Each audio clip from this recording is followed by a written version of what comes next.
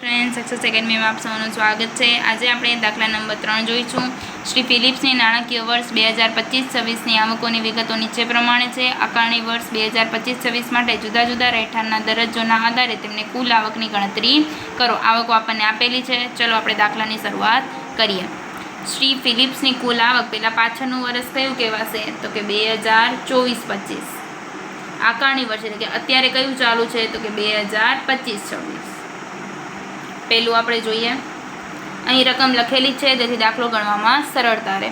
ભારતમાં બોન્ડ પર મળેલ વ્યાજ ક્યાં મળેલું છે? ભારતમાં। ભારતનું આવશે એટલે ત્રણેય જગ્યાએ લખાશે। ભારતમાં મળેલ વ્યાજ કેટલું છે તો કે 1,50,000।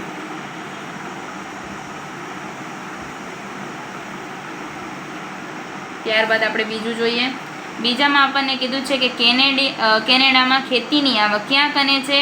કેનેડામાં। હવે કેનેડાનું છે એટલે કે વિદેશનું છે। વિદેશનું માત્ર ને માત્ર ક્યાં આવશે? સામાન્ય રહીશમાં। કેટલી છે? 1 લાખ। ત્રીજામાં શું કીધું છે કે ધંધાનું નિયંત્રણ ભારતમાંથી થાય છે અને તેની આવક ક્યાં મળે છે તો કે કેનેડામાં મળે છે, પણ એનું નિયંત્રણ ક્યાં કને છે? ભારતમાં છે અને આવક જે છે એ કેનેડામાં છે, એટલે સામાન્ય રહીશમાં પણ આવશે અને રહીશમાં પણ આવશે। નિયંત્રણ ભારતમાંથી થાય છે અને આવક કેનેડામાં છે, તેથી આપણે ક્યાં લખશું? સામાન્ય રહીશ અને રહીશમાં। કેટલી આપેલી છે? 80,000। ત્યારબાદ ચોથું જોઈએ તો કે યુકેમાં સ્થિત મિલકતોમાંથી કમાયેલી વ્યાજની આવક જે પૈકી ભારતમાં 50% રકમ પ્રાપ્ત થાય છે।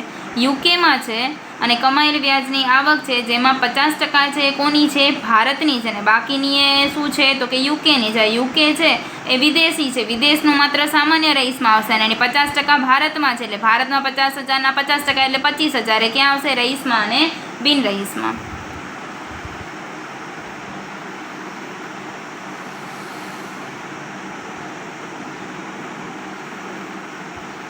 કેટલી આપેલી છે? યુકેમાં 50,000 છે જે આપણે સામાન્ય રહીશમાં લખીશું અને એના 50% એટલે 25,000 અને 25,000 એ ક્યાં આવશે? રહીશમાં અને બિનરહીશમાં। ત્યારબાદ આપણે પાંચમું જોઈએ તો કે ઇટાલીના ધંધાની આવકો જે કેનેડામાં મળે છે, મતલબ આ પણ વિદેશી છે અને આ પણ વિદેશી છે, વિદેશી માત્ર ક્યાં આવશે? સામાન્ય રહીશમાં।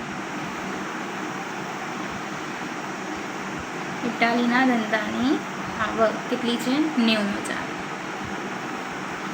ત્યારબાદ છેલ્લું જોઈએ, મિત્ર લોરેન્સે ₹5 લાખ ઉછીના આપેલા તેના પર મળવાપાત્ર વ્યાજ। એમાં શું કીધું છે કે વ્યાજની આવક ક્યાં છે?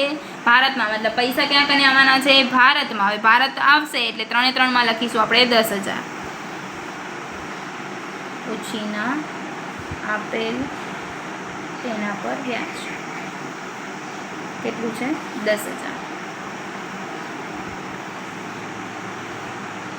હવે તેની કુલ આવક શોધીએ એટલે કે તેનો સરવાળો કરીએ। સામાન્ય રહીશનો સરવાળો કરીશું એટલે 4,80,000। ત્યારબાદ રહીશનો સરવાળો કરીશું એટલે 2,65,000 અને બિનરહીશનો કરશું એટલે 1,85,000। આખા દાખલાને તમે જોઈ શકો છો અને નોટ કરી લો જેથી એક્ઝામમાં સરળતા રહે। Thank you.